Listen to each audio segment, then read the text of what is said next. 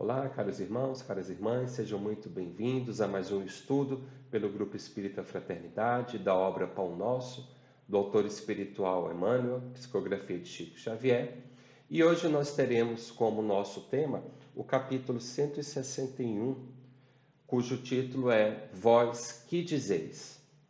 Esse capítulo, Emmanuel escolheu uma passagem do Evangelho de Lucas, que é o capítulo 9, versículo 20, que diz assim: E perguntou-lhes: E vós, quem dizeis que sou?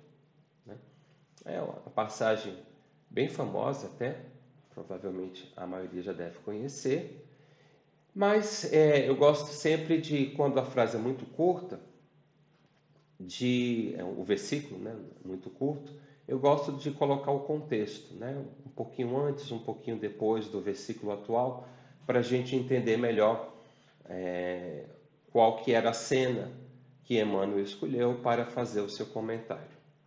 Sendo assim, eu vou, na verdade, fazer algo um pouquinho diferente, porque essa passagem ela é narrada nos três evangelhos sinóticos, né, que é Mateus, Lucas e Marcos. O de Lucas, ela é narrada com poucos detalhes.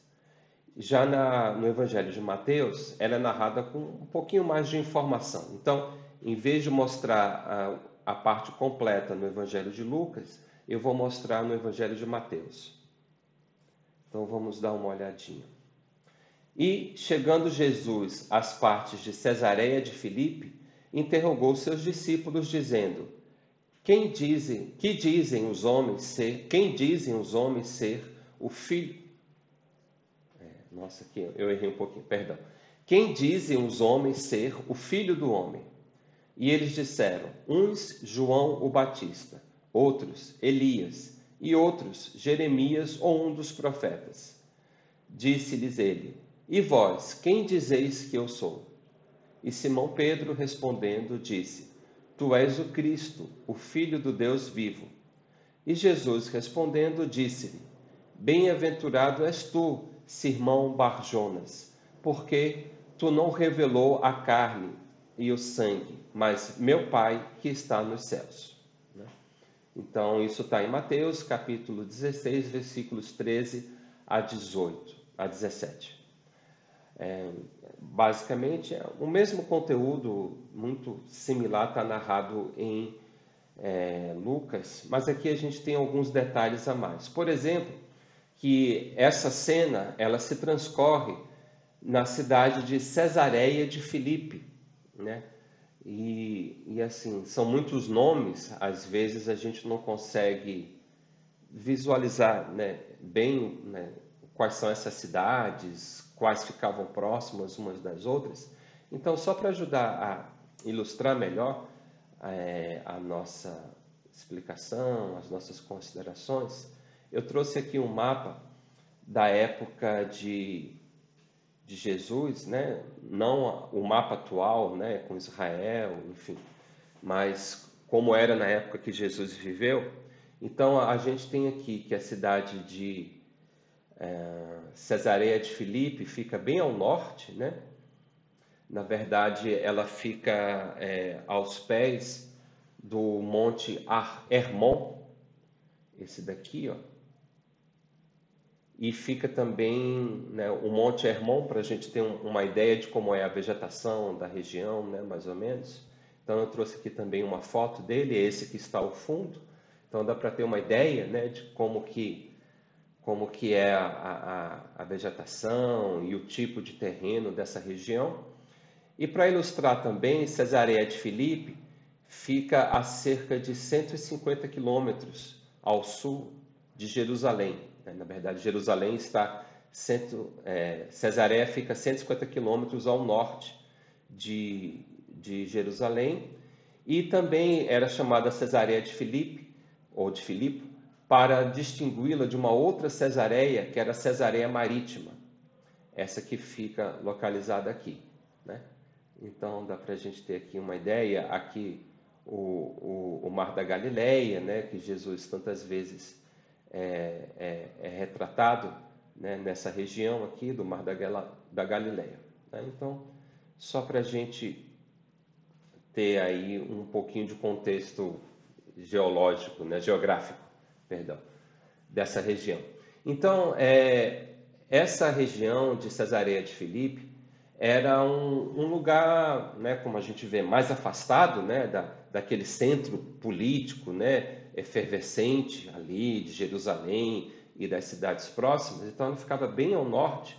Então, era um lugar mais pacato, né, justamente por ser mais afastado, né, dos principais centros da Palestina daquela época, né? Então, inclusive, ficava localizado também na cabeceira do Rio Jordão, né? Tem até algumas fotos bonitas na internet dessa parte específica, né? Então, era um lugar onde Jesus ele podia se entregar a reflexões mais profundas com os seus apóstolos, né? Com um grupo, né? Que o acompanhava mais de perto, né? Como se fosse quase um retiro, né? Vamos colocar assim dessa forma, né?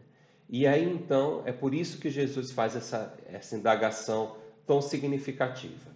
Mas eu vou voltar a essa explicação um pouco mais para frente. Vamos ver o que Emmanuel tem a dizer a respeito dessa passagem especificamente. Vamos ler aqui o capítulo em questão. Nas discussões propriamente do mundo, existirão sempre escritores e cientistas dispostos a examinar o mestre na pauta de suas impressões puramente intelectuais sobre os pruridos da presunção humana.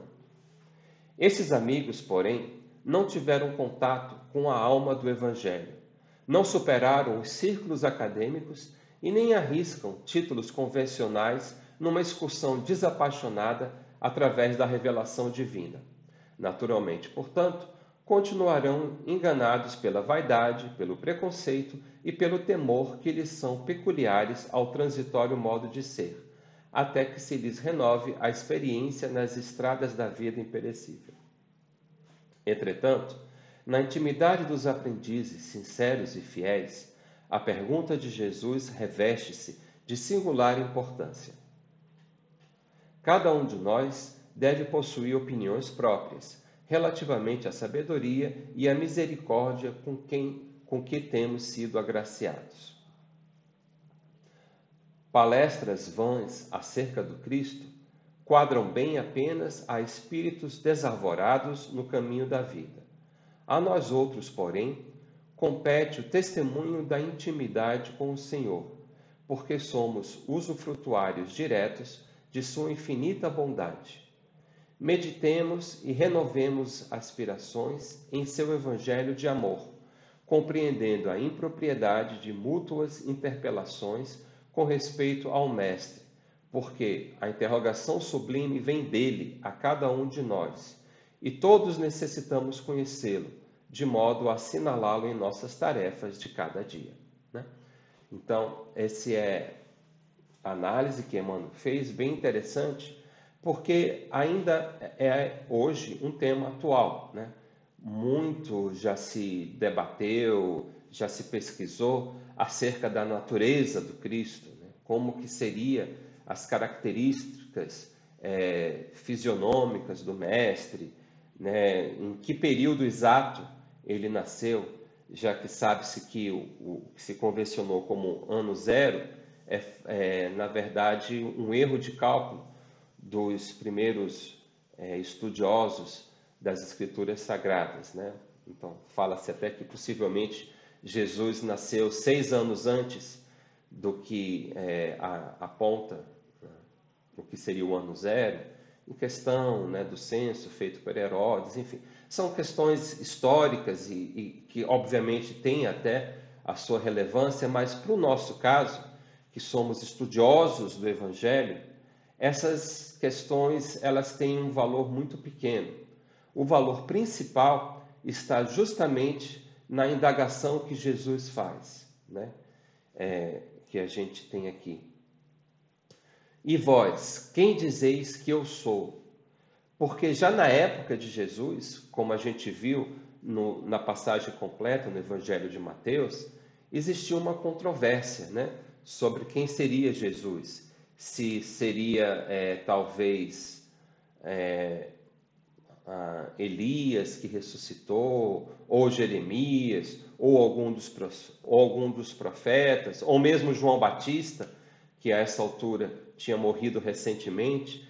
Então, a parte interessante dessa controvérsia é que mostra, né, permite que a gente abra uma janela sobre a compreensão religiosa daquela época, e perceber que, mesmo naquela época, já se tinha uma ideia de reencarnação.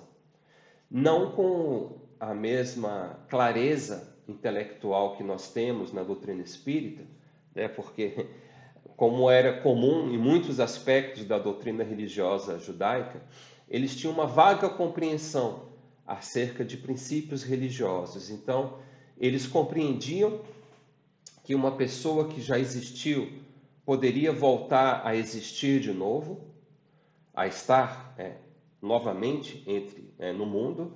Eles só não entendiam muito claramente como isso acontecia, né? E daí então eles acreditaram, eles teriam a concepção da ressurreição, né? Ou seja, aonde um espírito, então vejam, eles aceitavam a existência da alma e aceitavam que essa alma podia voltar a viver, mas na concepção incompleta deles, acreditavam que isso se daria através daquela alma revivendo o seu antigo corpo, né? O que, se nós pararmos para analisar com um pouquinho mais de detalhes, vamos ver que é um fenômeno impossível. Por exemplo, como que Jesus poderia ser Elias se aquela época, né, séculos depois, não existia mais nada do corpo de Elias, né? A natureza já tinha decomposto por completo o corpo de Elias. Então, como que Jesus poderia habitar o corpo de Elias, né? Enfim, mas isso é natural, né, na doutrina judaica, né? Se nós pegarmos o Antigo Testamento, vamos ver diversas incoerências, ou melhor dizendo, de diversas passagens onde a compreensão religiosa de então era incompleta ou imperfeita, né? Mas é interessante isso, né, no que os discípulos disseram, né? Uns dizem que é Elias, outros João Batista, outros Jeremias, outros alguns profetas. E também é interessante a resposta de Pedro, porque, como Jesus assinala, não foi uma resposta que veio de Pedro, o homem, né? O corpo e sangue, né? Carne e sangue. Mas naquele momento, Pedro teve uma inspiração mediúnica ao responder que Jesus é o Filho de Deus, né? Então, foi uma inspiração mediúnica, né? Porque estava além da compreensão de Pedro, né? Nós vamos perceber em diversas passagens do Evangelho, Pedro muito confuso a respeito de Jesus e da missão, né? Então, ali não foi Pedro respondendo da sua própria compreensão, mas foi Pedro respondendo através de uma inspiração mediúnica, de fato, né? Então, e aí é isso que Jesus assinala, né? Justamente essa característica de que Pedro respondeu mediunicamente quando diz que Jesus é o Cristo, Filho do Deus vivo. Muito bem. E a questão volta também para nós, né? Então, resgatando aí o que Emmanuel colocou, né, das palavras vãs acerca do Cristo e etc., fica a indagação para nós. Para a gente, o que representa Jesus, né? O que seria o Cristo? Seria um líder religioso de uma comunidade, naquela época pelo menos, restrita a algumas centenas de pessoas no máximo? Seria ele um revolucionário histórico? Seria um profeta? Seria um líder místico, né? Então, essa pergunta que Jesus faz aos seus discípulos em Cesareia de Filipe, né, vamos colocar um retiro espiritual, ela é uma pergunta que deve sempre ecoar nos nossos corações. Porque para nós, né, além das escrituras, além de todas as representações e estudos que nós temos nas obras espíritas, para nós, particularmente, quem é Jesus? O que ele significa, de fato, nas nossas vidas? Então, esse é o questionamento principal, né? E com o passar das eras, né, se formos comparar a era cristã com a era espírita, né, da doutrina espírita, né, do advento do Consolador prometido, a partir de 1857, com a publicação do Livro dos Espíritos, e as obras de Kardec que se seguiram, e as obras complementares, como aqui no Brasil nós temos a oportunidade de ter um acervo vastíssimo, né, tanto pelas mãos generosas de Chico Xavier, de Valdo Franco e de outros tantos médios abnegados à causa, nós temos uma compreensão muito mais profunda até da natureza de Jesus. Se pegarmos, por exemplo, a obra A Caminho da Luz, de autoria de Emmanuel, nós temos no capítulo 1, logo na introdução praticamente da obra, a seguinte informação que Emmanuel nos traz. Rezam as tradições do mundo espiritual que, na direção de todos os fenômenos do nosso sistema, existe uma comunidade de espíritos puros e eleitos pelo Senhor Supremo do Universo, em cujas mãos se conservam as rédeas diretoras da vida de todas as coletividades planetárias. Comunidades de seres angélicos e perfeitos, da qual é Jesus um dos membros divinos. Então aqui a gente já tem uma revelação, uma informação acerca da grandeza de Jesus, que fica muito claro pelos evangelhos que gera uma grandeza de magnitude excelsa, mas na revelação que Emmanuel faz, percebemos que é ainda maior do que imaginávamos, porque Jesus faz parte dessa comunidade de seres angélicos, né, e perfeitos, aos quais Deus confia o governo de um planeta e da comunidade de espíritos que ali vivem. Então Jesus é o governador do nosso planeta, e que vamos ver ainda nessa obra, em outras passagens, que ele preside até mesmo a formação do nosso planeta nos seus primeiros momentos geológicos, né? Antes até de ser de fato um corpo celeste. Então Jesus é o governador do nosso planeta, né? Ele está nessa comunidade de seres angélicos, de seres perfeitos, que presidem, né, que governam o futuro de bilhões de espíritos confiados a ele. E aí, mais uma vez, voltamos à nossa questão, à nossa indagação. E vós, nós, espíritas, nós, cristãos, o que dizemos, quem dizemos que Jesus é? Governador espiritual do nosso planeta? O que isso significa de fato para nós? O que significa Jesus em nossas vidas?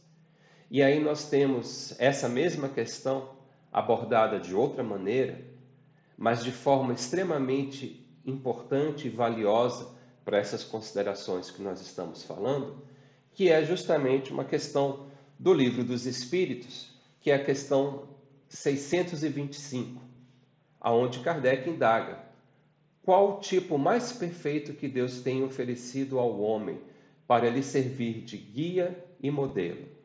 E aí a resposta dos Espíritos, simples, direta e perfeita, é Jesus, né? Então Jesus é o tipo mais perfeito que Deus ofereceu ao homem para que ele próprio, Jesus, nos sirva de guia e modelo. E aí Kardec faz um comentário complementar muito valioso também, que é o seguinte: para o homem, Jesus constitui o tipo da perfeição moral a que a humanidade pode aspirar na Terra. Deus nulo oferece como mais perfeito modelo, e a doutrina que ensinou é a expressão mais pura da lei do Senhor, porque, sendo ele o mais puro de quantos têm aparecido na terra, o Espírito Divino o animava. Né? E aqui então, nesse comentário, né, que Kardec faz, fica ainda mais claro quando Jesus se refere a si mesmo como Filho do Homem, e quando ele fala o tempo todo do meu Pai, que o meu Pai mandou, o meu Pai assim deseja, o meu Pai, né?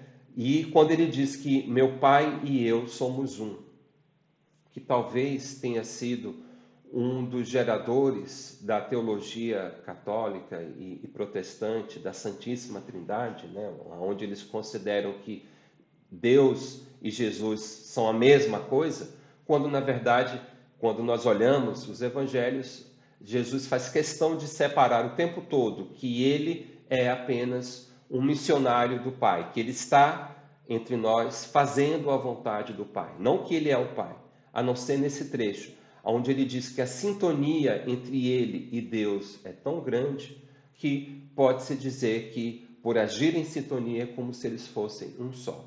Mas aqui na explicação de Kardec fica bem mais claro, né, que como sendo ele, Jesus, o mais puro de todos aqueles que já estiveram conosco aqui na Terra, ele é o nosso melhor modelo de perfeição moral, né, que nós podemos, nós, homens, pertencentes a esse mundo de provas e expiações, Jesus é a nossa meta, é aquilo que nós podemos nos inspirar para lutar e alcançar o patamar de Jesus. Lembrando que, apesar de nós todos termos sido criados simples e ignorantes, nós estamos destinados à perfeição. Essa perfeição moral que Jesus já conquistou. Então, ele é o nosso guia, ele é o nosso modelo que devemos nos inspirar para alcançar como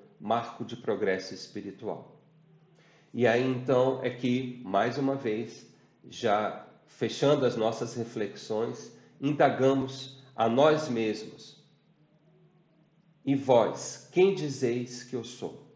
E nós, simpatizantes da doutrina espírita, estudiosos da doutrina espírita, aqueles que nos consideram, que consideram-se espíritas, ou ainda os nossos irmãos de outras religiões cristãs. A todos nós fica essa indagação que nós deveríamos repetir a cada amanhecer, com a nossa própria consciência. Para nós, quem é Jesus? Para nós, o que significa o seu Evangelho? Letras bonitas que repetimos diante de outros quando nos é conveniente aparentar, né, uma máscara de seres mais abnegados, mais caridosos ou evoluídos? Ou é Jesus esse exemplo vivo de amor, de transcendência, de qualidades máximas do comportamento moral que nós devemos empregar todos os nossos esforços para imitá-lo, né? Se ele é o nosso mestre, como tanto dizemos, o que aprendemos com Jesus todos os dias? Quem é Jesus para mim, para você e para todos nós? Essa é a questão principal que fica com as reflexões desse estudo. Que nós questionemos a nós mesmos diariamente o quanto Jesus representa para nós e o quanto estamos de fato empenhados em seguir o seu Evangelho, em buscar alcançá-lo como mestre, modelo e guia das nossas vidas, da nossa caminhada. Então, caros irmãos, esses foram os momentos que buscamos trazer para refletir acerca dessa passagem do Evangelho de Mateus, de Marcos e de Lucas, dessa lição tão bela que Emmanuel trouxe para nós e que fica, portanto, como um convite, que aceitemos o fardo e o jugo de Jesus para que possamos encontrar nele o consolo e a inspiração para todos os dias irmos além, tornando-nos a cada nova alvorada um pouco melhor do que o anoitecer do dia anterior. Então, que Jesus esteja conosco, que ilumine o nosso caminhar, que inspire as nossas mentes, os nossos corações, para sermos a cada dia mais e a cada dia mais próximos dele. Que Deus nos abençoe e esteja conosco, hoje e para todos sempre. Que assim seja. Graças a Deus e muito obrigado a todos.